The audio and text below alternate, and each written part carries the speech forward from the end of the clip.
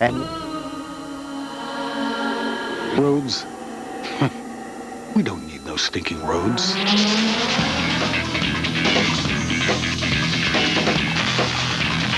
Introducing 2 new SUVs from Lexus. Same pursuit, different path.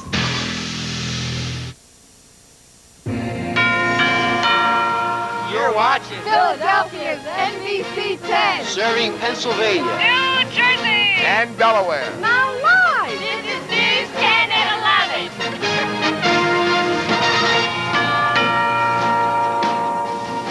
Hundreds of school children escaped the fury of a southern tornado. But the building doesn't, and neither do about a dozen other people who had nowhere to run. Good evening, I'm Larry Menti. And I'm Renee Chenault. Our top story on News 10 at 11, the destruction of killer tornadoes. In Georgia, they came without warning. People had no time to react. At least 14 people were killed, 80 more injured. Most of them were hurt from flying debris. Those killer tornadoes tore through 10 miles of northeast Georgia. Now, that first tornado struck in the town of Gainesville in Hall County, Georgia, which is just northeast of Atlanta. Like Renee said, there was no warning. It happened at 6:30 in the morning, though, which probably saved a lot of lives. Here's why. The tornado flattened this elementary school. If it had been just an hour later, 600 kids would have been inside. A produce truck was hurled 100 feet into the school. The driver died.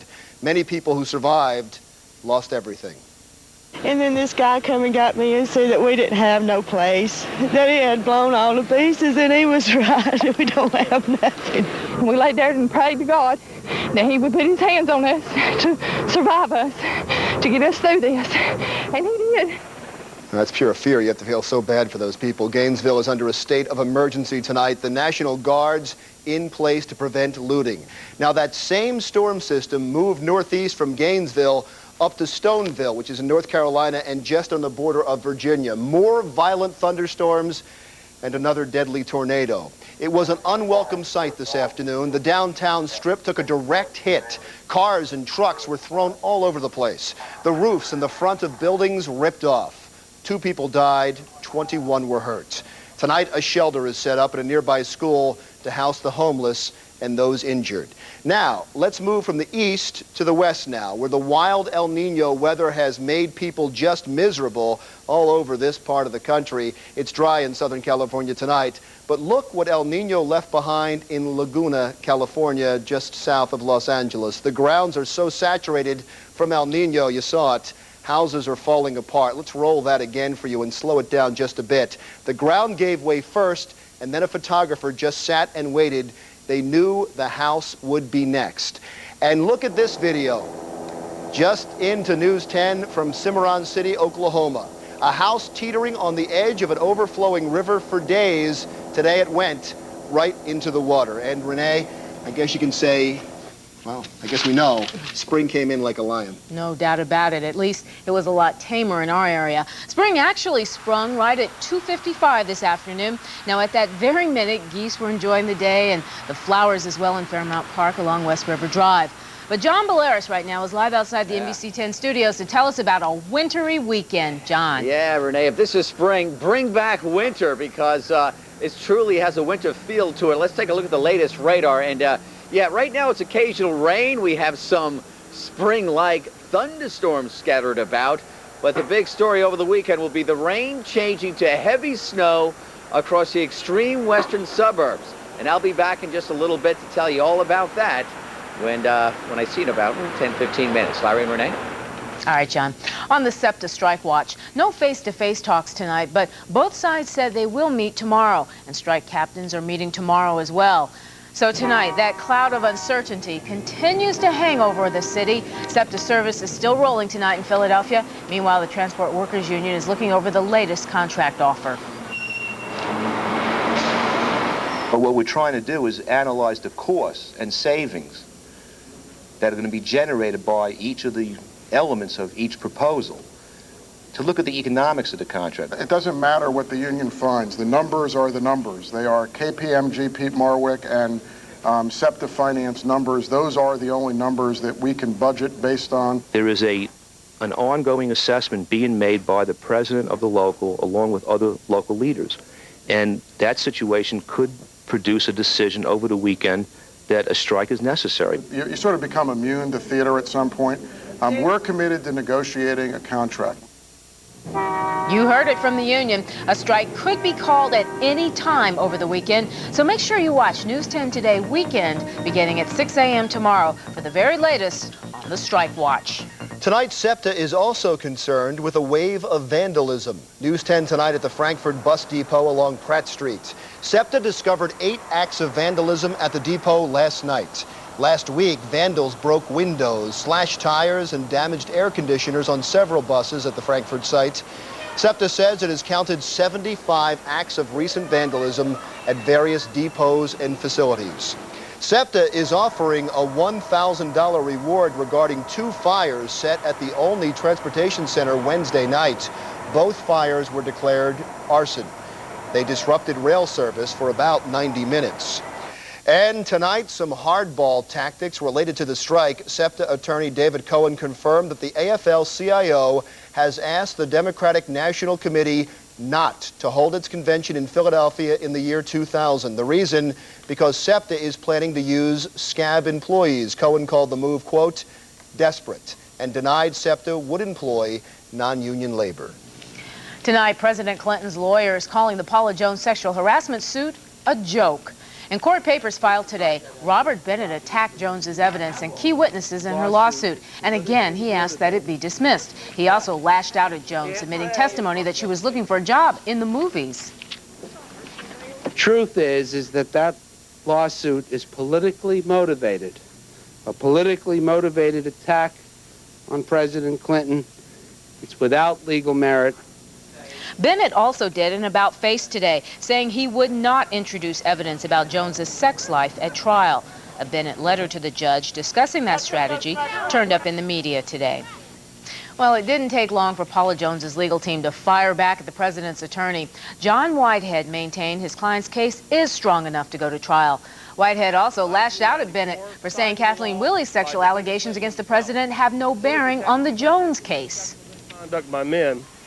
Indeed, this week's vicious campaign, orchestrated by the White House and its surrogates to smear and discredit Kathleen Willey for telling her compelling story on 60 Minutes, suggests Defendant Clinton's and his White House's true callous attitude toward all women.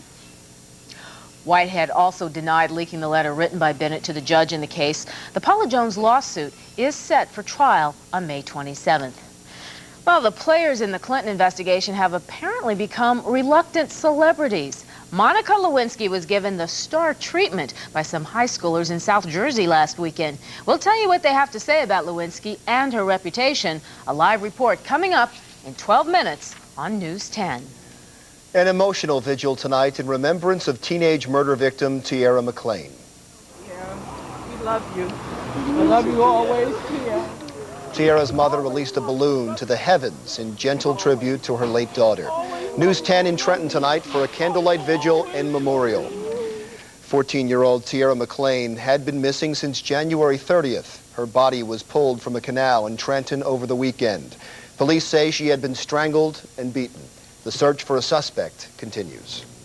Tonight, a 13-year-old boy is under arrest for the shooting death of a 15-year-old girl in Germantown. News 10 is not identifying the teenager because he's a juvenile. He surrendered at the police administration building with his parents and attorney. The boy is accused of shooting LaToya Brown yesterday. The 9th grader at Martin Luther King Jr. High was waiting for her school bus. Tonight, News 10 has learned accused killer Tom Capano allegedly tried to hatch a revenge plot against his former mistress from his jail cell. Sources tell News 10 the government is investigating Tom Capano for supposedly plotting to have Deborah McIntyre's house burglarized and ransacked. The possible motive? Retaliation for McIntyre's cooperation with the government. Tom Capano is charged with murdering another lover, Anne Marie Fahey, in 1996. McIntyre was notified of the investigation when she met with federal agents last Friday. Sources say the alleged plot was uncovered before it could be carried out.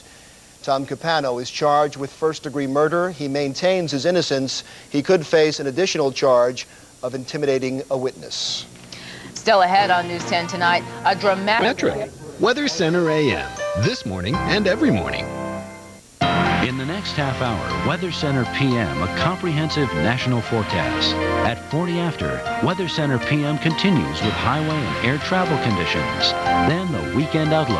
And at 50 after, Storm Watch. But right now, it's your local forecast on the Weather Channel.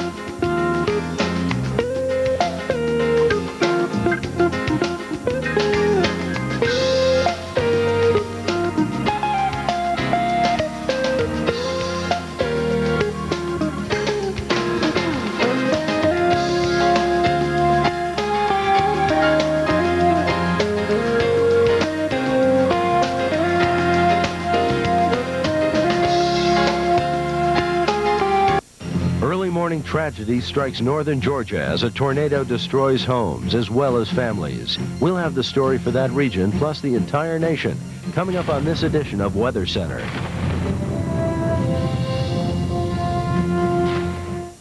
Thanks for joining us on this edition of Weather Center. A deadly tornado left a path of destruction in Hall County, Georgia early this morning, and that leads our look at the nation. I'm Sharon Resulton. And I'm Paul Emick. The Northeast braces again for more weekend snow. We'll have full details in your forecast just a little bit later. But first, let's talk about the tornado in Georgia. Now, these were the scenes this afternoon from Hall County in rural Northeast Georgia. Hall County, 2 in White County. And also more than 80 were injured in the region. A tornado damaged not only homes, but schools and farms as well. Governor Zell Miller declared a state of emergency in several counties after touring the areas. An amazing amount of devastation. Strong storms hit the outskirts of Raleigh, North Carolina. Officials in the town of Garner say homes and trees were damaged late today.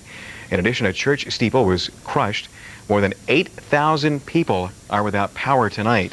Just an amazing round of damage throughout the South and portions of the Southeast as we've gone through the last 3 days. It has been rough. The storms are not over. There's still some storminess that still exists in the portions of the Carolinas and Virginia. Here's what's happening. There's the cold front. That's the leading edge of a cooler batch of air. Ahead of it, the air is moist. It's warm. And we're also able to take this cold front and slide it up under that warm, moist air mass and give it a lift. Start cooling and condensing. The thing starts rising up as that happens, and pretty wild. Still stormy here, what we call the warm sector. There's the leading edge of cooler air. There's the leading edge of warmer air riding northward. So right in there, that's called the warm sector. That's the real stormy spot tonight. On the cold side, around here, we're bringing around a little bit of snow. Doesn't have as much moisture to work with as some of these cells are, though, across Virginia and North Carolina. You can see the upper level low. This is the same big beast that dropped all the snow, including like 38 inches in some spots in Colorado just a couple of nights ago. Yeah, it's still moving on.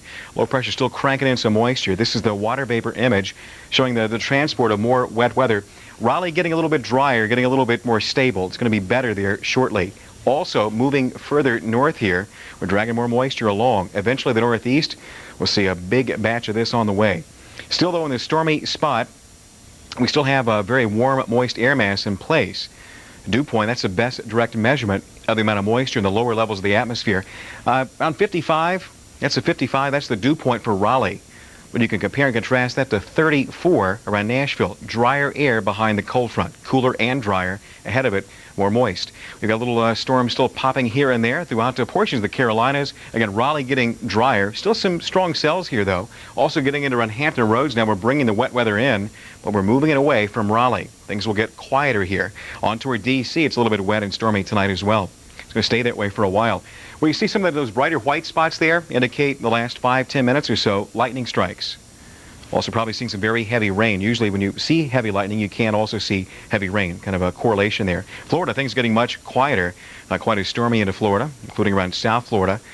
Around Miami, it was stormy earlier, around South Beach, but things are getting quieter if you're not in the town. Good news. Let it get out of here. That's about the deal there. Still cold air kind of pulled in here. Some freezing potential. Yeah, we've been seeing some freezing rain off and on around Buffalo and Rochester. Rain, though, primarily throughout Pennsylvania, including around Philly. Around Cleveland, a mix of rain and snow at times. Could let the snow pile up maybe 3 to 6 inches, including around Syracuse, also throughout portions of Michigan. You can still see the upper low circulating. Around Cincinnati, it's kind of swinging around, but earlier we did have a little wet weather for the morning trek. As you're making that commute, sometimes 40-mile-an-hour wind gusts. We're still there. Kind of windy. That wind did help to topple some trees that took down some power lines and knocked down awful lot on some streets, on the streets and on the cars, too. It even made the roads a little bit slicker for the morning trek, making for some more morning accidents. At least things are quieter around Cincinnati tonight. Coming up, we'll take a look at what's happening across the western U.S. A little bit quieter with that here Sharon Resulton. Thanks, Paul. Spring officially began at 2:55 this afternoon, but temperatures were anything but spring-like in the Central Plains. Let's check today's temperatures in that region, and you'll find that indeed we saw readings a good 10, 15, even 20 degrees below the average for our areas like Dallas, New Orleans, and even on up towards St. Louis. It was quite cool indeed. Out to the west, a little milder, and that mild air is going to stick around for you in and around the Phoenix area, and all the way on up into Seattle and Portland. You saw temperatures 10 degrees warmer than you might expect for this time of the year. What a treat. 70 degrees up around Portland, 64 heading up into Seattle. Warmer in the northwest than what you experienced into parts of the deep south, believe it or not. And that trend is going to continue as we head on into your Saturday. Few clouds, so it won't be quite as warm, but you can expect to see some fairly mild conditions. Well, especially here in the southwest. Here's a look at the current readings, and again, the warmth continues, some 50s, 60s, and still some readings close to the 70-degree mark, and much cooler, as you can see, as you head on eastward. But the ridge of high pressure out here is not only kind of opening the door for some warmer air, but it's also kind of holding the rain at bay. There is a system out here in the Pacific that's moving on eastward. Any of the moisture that we've seen associated with it is getting pushed all the way up into Canada because it has to ride up and over the ridge. But we are going to find some of that moisture moving on shore as we head on into your Saturday and certainly on into Sunday. So from Central California on up into the Pacific Northwest, eventually some of the moisture will reach on in as our area of low pressure just sits in pinwheels, one disturbance after another toward the coast. So it's going to be a little bit different as we head into your weekend. Still dry for areas like LA and San Diego, but getting very wet for you from San Francisco points on northward. So the west for now fairly quiet. As we go on eastward though, we do indeed find that there is some sloppy weather, and the question is, what is this area of low pressure going to do for your weather in New York and in Boston? Here's Paul with details. Okay, our word is going a little bit downhill, to say the least. Here's what's happening. That same area of low pressure, again, the Colorado snowmaker, still moving on. Upper level low kicking along, little surface reflection of it here. As it moves along, we're pulling in moisture, lots of it, from a moisture-rich source region, the Atlantic, tapping a lot of it. Could have some very heavy rains and some storms still ahead of it. As this thing moves on, though, we're moving into some spots. We have a little cold air here. Some sleet. We have had some reports of freezing rain. That's not out of the question, but there's chilly air. And once these things kind of get mixed up here, we bring in the moisture. We have the cold air at the surface, and way up there to sustain the snow, we will. Could see maybe some 3 to 6 inch amounts here. Could be seeing it really pile up. With those details, here's Sharon. Okay, heading into your Saturday, this is what it looks like. And again, we've got two areas of low pressure, but it's the easternmost one that really kind of takes over as we head into your Saturday evening. And as Paul mentioned, we will find some accumulating snows, parts of Pennsylvania, New York State, heading into northern portions of New England. Southern New England, many areas will see some sleet with the rain event heading down toward Atlantic City and New York City. There's a look at some of the accumulations, and you can see definitely in upstate New York, 3 to 6 inches, and that's just by the noon hour. Some regions may accumulate a little bit more than that. So if you're traveling along Highway 17 or Interstate 81, just kind of keep in mind that you're going to run into some snowy travel. Temperatures in the meantime, well, very warm heading out toward Phoenix and Palm Springs. Spring breakers out there. Hey, you made the right choice. It's much cooler.